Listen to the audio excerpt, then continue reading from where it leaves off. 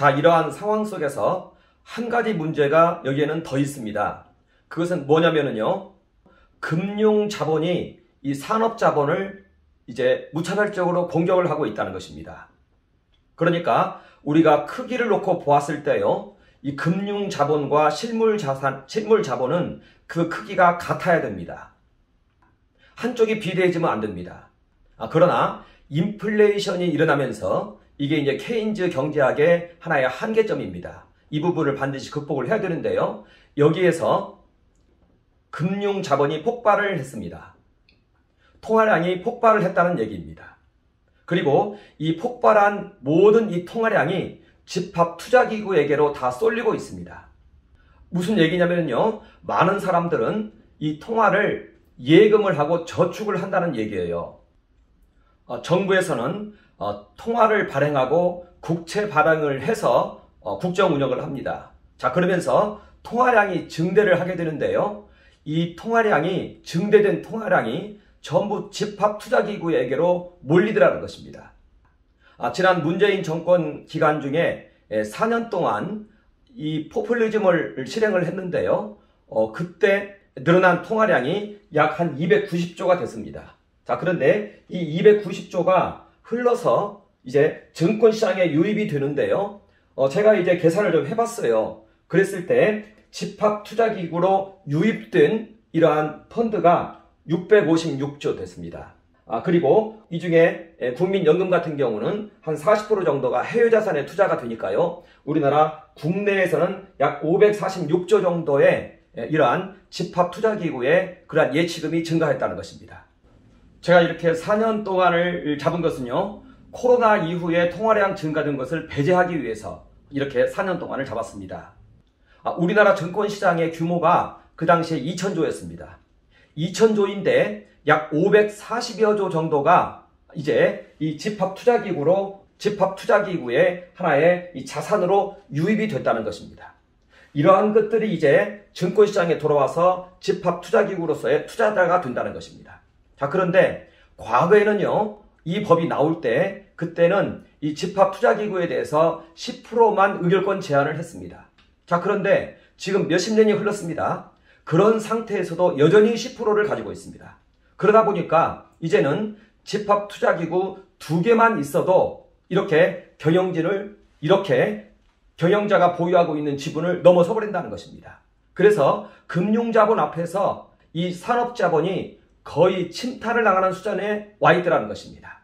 이 금융자본으로부터 산업자본을 보호하기 위한 법률이 자본시장법입니다. 자본시장과 금융투자업에 관한 법률 이렇게 되어 있습니다. 여기에 이제 10% 룰을 두어서 집합투자기구, 말하자면 은행과 같은 곳이에요. 이렇게 불특정 다수인으로부터 자금을 모아가지고 관리하고 운용하는 자들, 그들이 이 증권시장에서 투자 목적으로 해서 이익 증대 목적으로 해서 시세 차익을 누리면서 하는 행위는 괜찮다는 것입니다. 어느 회사에 얼마를 투자하든지. 그러나 그 자금이 의결권 행사까지 해버리면 이제는 이 금융자본이 이 산업자본을 침탈하는 이 사례가 발생한다는 것입니다. 이걸 막기 위해서 10% 룰이 있다는 것입니다. 여러분 생각해 보십시오. 은행 자금으로 기업을 지배한다는 것이 말이 안 되지 않습니까? 우리가 맡긴 이러한 자금이 여러 집합투자기구 회사로 들어가 있는데 이 돈으로 이익 증대 목적만을 가지고 투자를 해야지 이 자금이 경영권을 장악하는 용도로 사용돼서는 안 된다는 것입니다. 말하자면 금융자본으로부터 산업자본이 보호를 받아야 된다는 것입니다. 왜 그러냐면요. 금융자본에서는 아무런 일자리가 안 나옵니다. 산업자본에서 일자리가 나오는 것입니다. 산업자본이 우리의 생존권인 것입니다. 우리의 일자리인 것입니다. 그래서 산업자본을 이렇게 보호를 하는 것입니다. 우리의 생존권이기 때문에 그렇습니다. 금융자본은 그 이면에 있는 하나의 이 평가성 자산이에요. 이 실물자본에 대한 평가성 자산이에요. 이 양자의 크기가 같아야 돼요. 그런데 지금 그 크기가 같지 않다는 것입니다. 오히려 이 산업자본보다 금융자본이 10배 이상은 지금 부풀려져 있다는 것입니다. 인플레로 인해서 그렇게 되었고 지금까지 누적된 통화 발행으로 인해서 그렇게 되어 있다는 것입니다. 지난 4년 동안 문재인 정부에서 290조 원 정도의 이러한 포퓰리즘을 행했습니다. 이랬을 때 집합투자기구의 이 순예금이 656조, 국내에 유입되는 것이 546조, 이런 형태로 증가가 된다는 것입니다. 이런 형태로 증가가 되는데 이게 전부 집합투자기구에게로 귀속이 된다는 것입니다. 집합투자기구의 관리자금으로 된다는 것이에요. 운용자금으로 된다는 것이에요. 그런데 이런 자금을 가지고 기업의 경영권을 이렇게 침탈하는 것은 맞지가 않다는 것입니다. 집합투자기구의 의결권을 제한해야 될 그러한 때가 왔다는 것입니다. 기존에 있는 이 10%를 이제는 한 2% 정도로 낮춰야 된다는 것입니다. 이게 자유민주주의 시장경제인 것입니다. 말하자면 금융자본으로부터 산업자본을 보호해서 우리의 일자리와 우리의 생존권을 보호하는, 이것이 바로 산업자본 보호의 취지라는 것입니다. 자, 그런데 여기에서 이제요, 한 걸음 더 나아가서 저쪽 사회주의자들이 이것을 이용하고 있다는 것입니다. 이러한 집합투자기구를 사모펀드를 이용해서 집합투자기구를 공략을 해서 그 집합투자기구를 통해서 우리나라의 유니콘 기업을 정복함을 통해서, 유니콘 기업이 정복되면요, 나라 전체가 장악됩니다. 저번에도 제가 말씀드렸다시피 4대 기업이 우리나라 경제에 기여하는 기여도가 한 37% 됩니다. 물론 이건 기준 따라 다르게 나타날 수 있지만요. 이렇게 금융자본이 이런 산업자본을 침탈하고 또 생산수단 장악이 되는 것입니다. 일자리 장악이 생산수단 장악입니다. 이게 공산주의의 이념입니다. 공산주의는 뭐냐? 생산수단의 국유화입니다. 그걸 통해서 전체 인민을 통치하는 것입니다. 이게 공산주의인 것입니다. 이것의 중간 단계가 사회주의인 것입니다. 그리고 지금 바로 이와 같은 일들이 시도되고 있다는 것입니다. 이걸 가리켜서 저는 사연집중 복합체다, 이렇게 지금 제가 표현을 하고 있는 것입니다. 제가 한번 이렇게 조사한 내용을 간단히 한번 발표드리는 시간을 갖도록 하겠습니다. 이 통화량 폭발이 어떻게 일어나는가, 그것을 한번 제가 얘기를 하겠습니다. 이게 좀 신용창조라는 얘기인데요.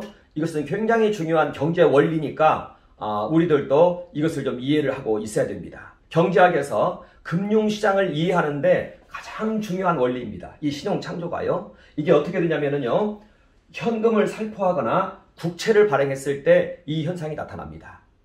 국채 발행을 하면은요, 이 지하에 묻혀있는, 보통 우리나라 국채가 10년물입니다. 한 10.64년 정도 됩니다. 이 묻혀있는 자금을 끄집어내서 살포를 해버리는 것입니다. 그래서 현금 살포와 이거 통화량을 이제 통화를 찍는 것이죠. 통화를 찍는 것과 국채 발행하는 것과 같은 효과를 나타냅니다. 문재인 씨가 대통령이 됐을 때 바로 이 행위를 했습니다. 현금을 살포하고 국채 발행을 해서 이제 소득을 늘려줬습니다. 그러면 그 소득은 소비가 되는 것이죠. 그러면 이 소비가 사업자들을 통해서 전부 예금으로 들어갑니다. 예금으로. 지난 4년 동안 이렇게 해서 예금으로 들어간 게 약 290조 정도 됐습니다. 자, 그러면은요, 은행에서는요, 이걸 계속 가지고 있으면 안 돼요. 이자만 물어줘야 되는 거예요. 은행에서는 이것을 반드시 대출로 밀어내야 되는 것입니다. 그런데 이때 지급준비율이라는 것이 있습니다. 보통 10% 되는데요, 10에서 15% 됩니다. 그런데 요즘 보통 10% 되는 것 같아요. 10%를 남겨놓고 전부 대출을 해줘야 됩니다. 그래야만이 은행에서는 이 대출에서 이자를 받아가지고 이 예금한 사람들에게 이자를 주는 것입니다. 자, 그런데 이 대출이요, 지난 기간 동안 봤을 때 대부분 이렇게 신속하게 대출을 하려면은요, 부동산 담보밖에 없어요. 그리고 그것이 가장 안정적이기 때문에요. 그래서 이걸 대출을 해줍니다. 그러면 이 대출이 이제 부동산 거래 대금으로 사용이 됩니다. 그러면 상대방은 또 이 대출을, 상대방은 그 부동산을 처분한 대금을, 막대한 돈이죠, 이것을 다시 예금을 하는 것입니다. 집에다가 창고에 넣어놓는 것이 아니에요. 예금을 하는 것입니다. 그러면 은행에서는 또다시 말하자면 이 290조 중에서 10%를 뺀 그러면 한 261조 정도 되겠네요. 261조 정도를 예금을 합니다. 그러면 은행에서는 여기서 이것을 다시 또 10%를 뺀 261조에서 10%를 뺀 거 약 235조 정도를 또 온갖 수단 방법을 동원해서 대출을 해주는 것입니다. 그러면 이건 또다시 예금으로 들어옵니다. 이게 반복됩니다. 이걸 가리켜서 신용창조라고 그러는 것이고, 이런 과정 속에서 예금이 폭발을 해버리는 것입니다. 그런데 그 예금도 통화량인 것입니다. 통화인 것입니다. 문재인 정부, 자, 2016년 말이니까요. 2017년 초가 되겠죠. 이때부터 2020년 말까지 제가 분석했습니다. 그때 하도 돈을 쏘아대 가지고요. 한번 한국은행에 들어가서 이거 자료를 제가 조사를 한번 했습니다. 2020년 말에 이제 4년 동안이죠. 210조를 이제 그 국채 발행을 했습니다. 이게 현금으로 살포된 거예요. 그리고 이 기간 중에 통화를 찍은 게요. 한 80조 정도 됩니다. 그렇게 해서 이 문재인 포퓰리즘으로 인해서 4년 동안 290조가 늘었습니다. 그런데 이 기간 중에 GDP는요, 한 159조 정도가 늘었습니다. 자, 그런데 원래는요, 통화 유통 속도를 계산을 했을 때 이 한 80조 정도가 적정합니다. 그러니까 이 210조가 잘못된 것인 겁니다. 이 80조 정도는 GDP 성장률만큼만 이렇게 통화 발행을 하는 것입니다. 원래 이렇게 가야 되는 것입니다. 문재인이가 이제 210조를 푸른 거예요. 이 210조가 어떤 방향으로 규결되는지를 한번 보시면 돼요. 이제 이게 계속 이런 식으로 순환을 하게 됩니다. 자, 그러면서 이제 우리나라 M2, 이 M2는 뭐냐면요, 1년 이내에 현금화될 수 있는 정기 예금까지 합친 걸 말하는 것입니다. 실제 국민들이 가지고 있는 이 하나의 이제 돈이죠. 이것이 어떻게 늘었냐면 787조가 늘었습니다. 자, 그리고 실제로 비금융기관까지 다 합해서 늘어난 예금을 보았을 때 이 예금은요, 1211조가 늘었습니다. 자, 그러니까 290조가 1211조로 늘어난다는 것입니다. 그런데 이게 계속 가면은요, 이 290조 나누기 0.1을 한 2900조가 늘어나는 겁니다. 그것 못 늘어나게 하기 위해서 이자율을 올리는 것입니다. 자, 보세요. 3342조에서 4553조가 됐습니다. 1211조에서 3300조를 나누면요, 37%가 나옵니다. 37%가 증가한 것입니다. 이것이 바로 인플레율인 것입니다. 그러니까 이 4년 동안 인플레가 37조가 나타난 것입니다. 이것이 부동산에 다 반영이 된 것입니다. 그것이 바로 지난 기간 동안 부동산이 폭등한 이유가 되는 것입니다. 이게 전부 부동산 거래를 통해서 이게 늘어나는 것이거든요. 그 결과 예금이 이렇게 1211조가 늘어서 3342조이던 것이 4553조가 되어서 1211조로 늘어나지 않습니까? 이게 인플레이션인 것입니다. 우리나라 GDP가 1900조인데요. 1900조 중에서 63%에 해당하는 1211조가 늘어났다는 것입니다. GDP의 63%의 통화량이 늘어난 것입니다. 이래서 이 포퓰리즘이 그렇게 무서운 겁니다. 이거 잡으려면요, 이자율 높이는 것 외에는 방법이 없어요. 돈 도는 것을 막아야 되니까요. 그리고 그것이 지금 오늘날의 현 사태인 것입니다.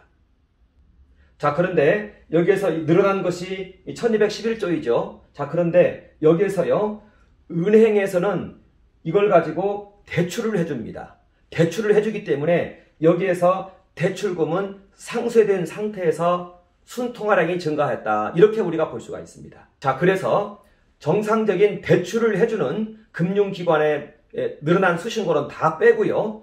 은행을 제외한 예금과 은행을 제외한 그러한 다른 집합투자기구의 수신고를 제가 한번 계산을 해봤습니다.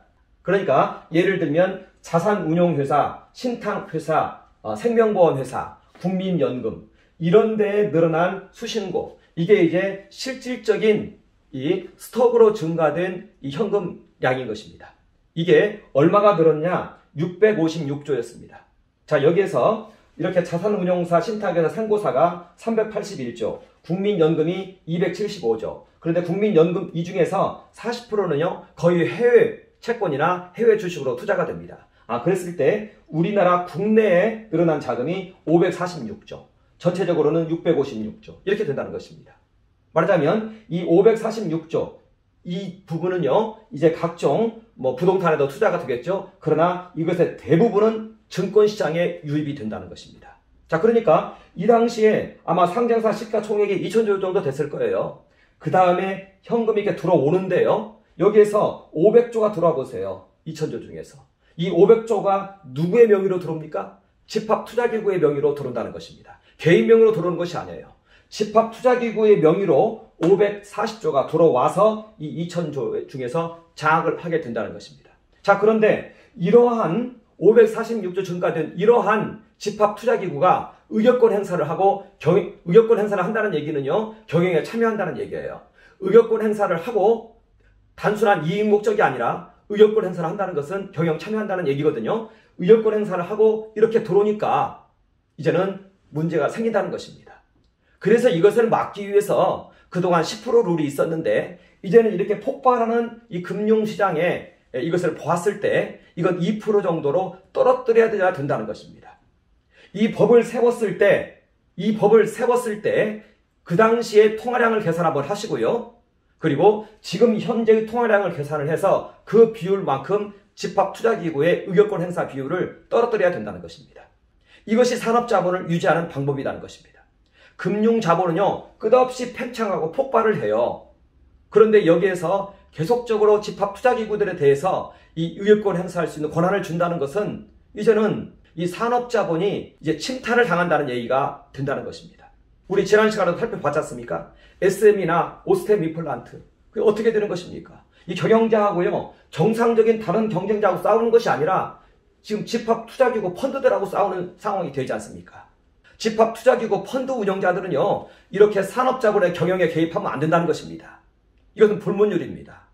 제가 이거 조사하면서요, 하나 굉장히 심각한 것을 사실 발견했어요. 그게 뭐냐면은요, KKR이 아마 이 얼라인 파트너스에 자금 지원을 한 것 같아요. 2,500억 정도의 자금을 가지고 전북은행의 2대 주주가 되어 있습니다. 저는 여기 이 얼라인 파트너스의 배후를 저는 조사해야 된다고 봐요. 그랬을 때 이게 만약에 KKR이다. 왜냐하면 이창환 씨가 KKR의 직원이었거든요. KKR이다. 이건 국제적인 글로벌 사모펀드사입니다. 이들 사이에는요, 관행이 있고 보이지 않는 룰이 있어요. 엄격한 룰이 있어요. 절대 산업자본에 들어가지 않는다는 룰이 있어요. 이들이 만약 산업자본에 들어갔다면요, 그 나라에서 퇴출을 당할 겁니다. 이들은 나름대로 이 룰을 지켰어요. 그런데 지금 전북은행에 2대 주주가 돼 있어요. 사모펀드에 대해서도요, 해외 사모펀드에 대해서도 국내 사모펀드와 똑같은 룰이 적용이 돼야 됩니다. 이것은요, 절대 유엔에서 제재받지 않습니다. 자, 그리고 이것 때문에 우리나라에 들어올 외자가 안 들어온다? 전혀 그렇지 않습니다. 해외 모든 사모펀드들은요, 그 집합투자기구들은 경영을 목적으로 하지 않습니다. 경영을 목적으로 한 그런 행위를 하면은요, 아마 미국이라는 나라 국가적으로 그들을 제재할 겁니다. 만약에 전북은행에 들어와 있는 이 펀드가 해외 그런 성격의 펀드라면 이것은 아마 유엔에서 논의돼야 될 문제일 수가 있는 거예요. 왜냐하면 이런 행위를 통해서 자본주의를 파괴하고 있기 때문에 그렇다는 것입니다. 그래서 집합투자기구에 대한 의결권 제한을 국내 펀드뿐만 아니라 해외 펀드까지도 제한하는 것을 고려를 해봐야 된다는 것입니다. 왜냐면은요, 예를 한번 들어봅시다. 중국 펀드가 들어와요. 중국 펀드는요, 공산당 자금이에요. 공산당 자금이 자유민주주의 국가의 핵심이고 근간인 이러한 기업들의 지분을 취득하고 여기에 대해서 의결권 행사를 한다. 의결권 행사라는 것은요, 주주권 행사인 것입니다. 소유권 행사인 것입니다. 공산주의자가 대한민국 기업의 소유권을 가지고 의결권 행사를 할 수는 없다는 겁니다. 이건 체계 문제라는 것입니다. 만약 이러한 것들이 국제적으로 문제가 되면 우리는 충분히 그런 문제들에 대해서 항변할 수 있는 그러한 자료가 넘치고 있다는 것입니다. 이번에 이런 문제까지 함께 검토를 해야 된다는 것입니다. 여기에서 또 하나 더 봅시다. 이렇게 집합투자기구의 의결권이 현재 10%인데요. 이것을 사형 집합투자기구에 대해서는 이와 같이 하고요. 그런데 이때 전략적 투자자가 있습니다. 말하자면 장기 보유하고 있는 투자자들이 있어요. 그들의 재산까지 이렇게 해서는 안 된다는 것입니다. 이것은 소급입법에 해당되기 때문에 그렇습니다. 그래서 전략적 투자자, 장기 투자자, 이 경우에는 이걸 제외를 해도 된다는 것입니다. 자, 그리고 10%의 룰이 있는데 이것은 법률로 정해야 된다는 것입니다. 말하자면 우리나라의 공익목적 펀드, 우리나라 같은 경우에 지금 이 금융지주회사가 약 한 40~50개가 있는데요. 전부 주인이 없습니다. 여기에서 국민연금이 1대 주주입니다. 국민연금이 개입을 해서 이걸 좀 공명정당하게 만들어야 됩니다. 그리고 국영기업으로 있다가 이제 민영화된 데들이 있습니다. 이런 데들에 대해서도 부득이하게 국가가 관리해야 될 경우가 있습니다. 그런데 국민연금이 지분을 취득함을 통해서 그런 부분들이 이제 이루어지고 있습니다. 그런 거에 대해서는 그렇게 해도 되는데 여기에 대해서는 반드시 법률로 정해야 된다는 것입니다. 그리고 적대적 M&A에 의해서 이렇게 공격을 받았을 때 국민연금이 기존 경영진을 지키기 위해서 이렇게 의결권 행사를 할 때, 하나의 백기사 역할을 할 때, 그럴 경우에도 이러한 의결권 행사는 오히려 필요한 것 같습니다. 이런 것들은 법률에 정해서 해야 된다는 것입니다. 이것은 헌법 126조에 국방상 혹은 국민경제상 긴절한 필요에 해당되어지는 그러한 행위라는 것입니다. 이런 것들은 법률로 정해서 해야 된다는 것입니다. 그러나 국민연금이나 이러한 집합투자기구가 무차별, 국민연금과 같은 국가가 관리하는 집합투자기구가 무차별적으로 의결권 행사하는 거, 그것은 안 됩니다. 그건 연금사회주의입니다. 우리나라 법률에 지금 그 부분에 대한 이 규명이, 그 부분에 대한 이 규정이 미흡하게 돼 있어서 우리나라 법률은 지금요, 사회주의 법률이 돼 있습니다. 정부에서는 이것도 잘 아셔야 됩니다. 재정법 64조가 명확하게 규명하지 않음을 통해서 여유자금까지 지금 가지고 의결권 행사를 하고 있습니다. 국민연금이 여유자금인 것입니다. 이것은 사회주의 법률인 것입니다. 꼭 명심하셔야 됩니다. 현재 우리나라의 헌법은 자유민주주의 시장경제의 헌법인데요. 우리나라 법률은 사회주의 법률로 되어 있다는 것입니다. 국가재정법 64조가 우리나라 법률을 그렇게 만들었다는 것입니다.